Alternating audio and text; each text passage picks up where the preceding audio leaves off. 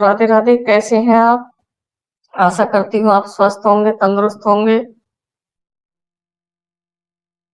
दोस्तों, आज आपके सामने एक प्रेरणादायक कहानी सास ननद का अत्याचार लेकर आई हूँ। सास ननद बहू को ज्यादा परेशान करती हैं, यही आज के समाज की सच्चाई है। आज पुत्री घर पर आई हुई है। घर का बहुत सुंदर वातावरण है। हम सब परिवार एक साथ बैठकर हंस रहे हैं। हंसी ठहाके गूंज अंदर कमरे तक सुनाई दे रही थी। अपन का भी मन कर रहा था कि वो भी अपने परिवार के साथ बैठे बातें करें, पर वो तो अपने बीमार शरीर और उदास मन को लिए रूम में पलंग पर लेटे हुए थे। आजकल शरीर साथ नहीं देता। बूढ़ा और बीमार जो हो चुका था, ज्यादा बोल नहीं पाते, और मन बहुत करता है अपने परिवार के साथ बैठने का, उनसे बातें करने का। पर ये तो उन्हीं के कर्म थे कि आज पत्नी उनके साथ ना बैठती थी, न ही ज्यादा बातें करती थी। हालांकि ये बात अलग है कि खाना पीना दवाइयाँ सब कुछ सही समय पर वो जरूर दे जाती थी। जिस लोगों के लिए पत्नी उषा को उन्होंने इतना जलील किया, आज उन लोगों में से कोई भी उनके साथ नहीं थे। तो वहीं जो जलालत के बावजूद इस घर में रह गई, उनके जैसे आदमी के साथ निभा गई और खामोशी का आवरण ओढ़े हमेशा चुपचाप सी रहती है। वो जानते थे कि बाहर खुश है, बोल रहे हैं, पर वो उनको हंसते बोलते देखकर सिर्फ मुस्कुराकर चुपचाप उन लोगों को देख रही होगी। आज भी याद है उन्हें, जब उषा उनकी पत्नी बनकर घर में आई थी, कितनी खुश स्वभाव की थी। वो हमेशा हंसी खुशी से रहती थी। उसका यही स्वभाव तो पसंद आया था उन्हें। जब उन्होंने अपने एक दोस्त के जन्मदिन की पार्टी में उसे देखा था, बस एक नजर में ही उनकी बेबाक हंसी उनके दिल को भा गई थी, और इसलिए उन्होंने शादी के लिए हाँ कर दी। पर ये नहीं पता था कि हंसी के वो दुश्मन हो जाएंगे। अक्सर अपनी सासू से डांट भी खा लेती। आखिर बहू का इतना हंसना बोलना उन्हें पसंद नहीं था, और फिर अपनी माँ का मन रखने के लिए जी भी उषा को ही डांट कर चुप कर देते थे। लेकिन उषा भी क्या करती, अपने स्वाभाविक स्वभाव को तो छोड़ नहीं सकती थी, और उसका स्वभाव तो वैसे भी हंसमुख था।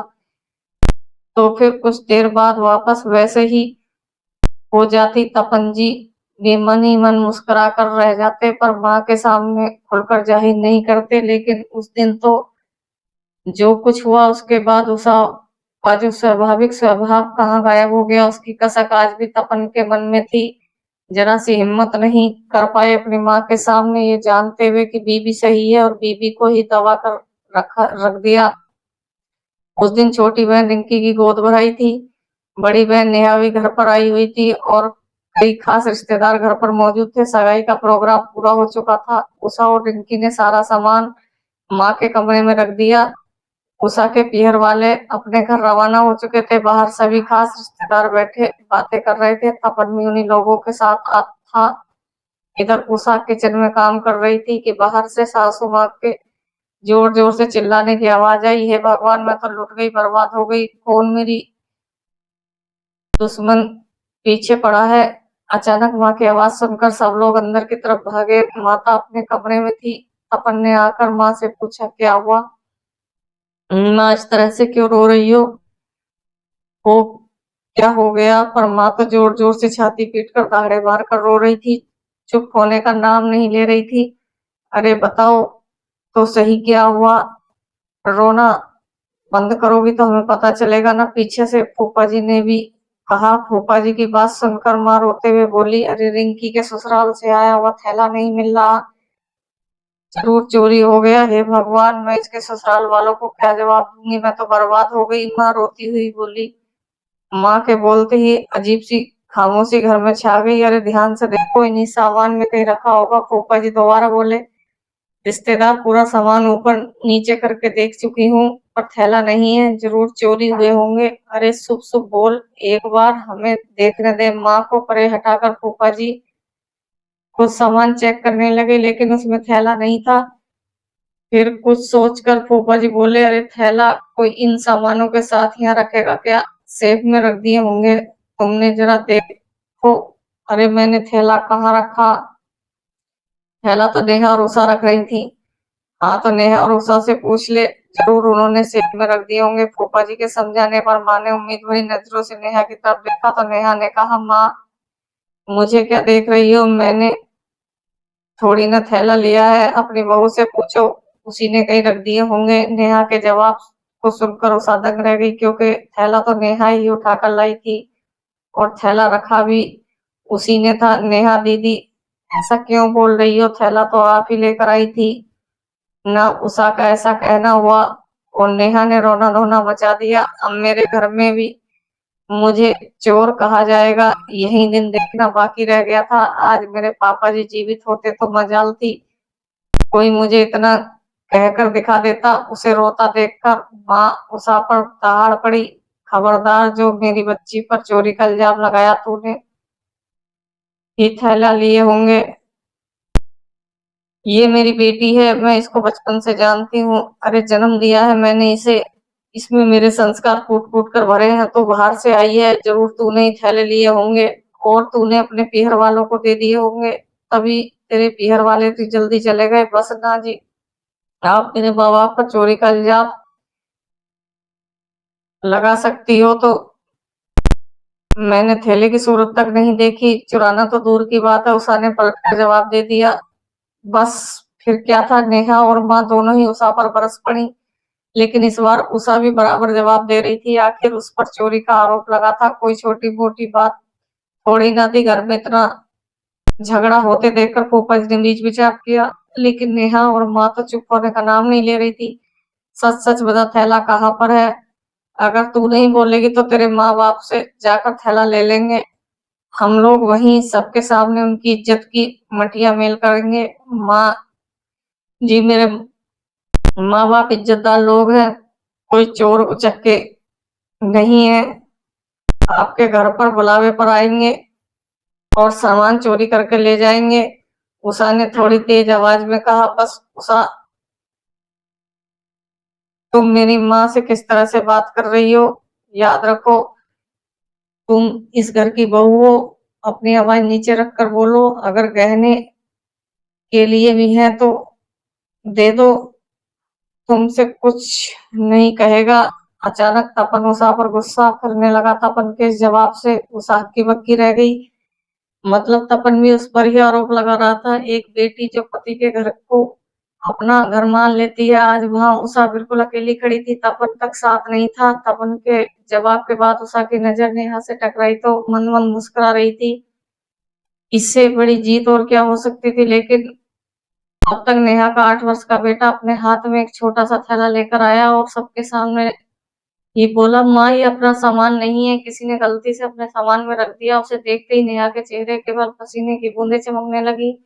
उसके चेहरे पर डर देखकर फूफा जी ने वो थैला उस बच्चे के हाथों से अपने हाथों में ले लिया और उसको खोल कर देखा तो सब भौचक्के के रह गए। उसमें रिंकी के ससुराल से आए हुए जेवर थे। सबने हैरानी से देखा तो वो बेशर्मों की तरह अपने बेटे का हाथ पकड़कर दूसरे कमरे पे चली गई, जैसे कुछ हुआ ही ना हो। रिश्तेदार मुंह पर हाथ रखकर दबी जबान से बातें करने लगे।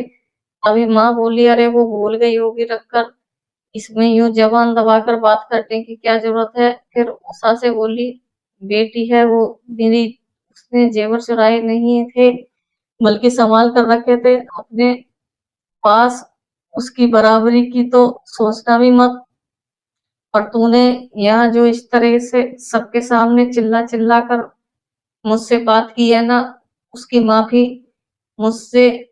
माँ की बात सुनकर उषा की आंखों में आंसू आ गए। भला कोई औरत ऐसी निर्दयी कैसे हो सकती है। उसने आशा भरी नजरों से तपन की तरफ देखा, लेकिन तपन तो नजरें झुकाए चुपचाप खड़ा था। ये देखकर वो रोती हुई अपने कमरे में चली गई। लेकिन जब इतना हंगामा हो ही गया तो रिश्तेदार भी धीरे धीरे कर वहां से जाने लग गए।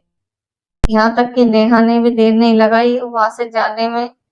अब घर में माँ, तपन, रिंकी, फूफा जी, बुआ जी और उषा ही बचे थे। लेकिन माँ तो अब अनशन पर बैठ गई, जब तक उषा माफी नहीं मांगेगी तब तक खाना मैं नहीं खाऊंगी। आखिर उसने इतने रिश्तेदारों के सामने मेरे से ऊंची आवाज में बात की तो कैसे सबके सामने मेरी बेइज्जती कर दी। आखिर तपन ने समझाया, माँ जो बात हो गई अब उसे छोड़ो,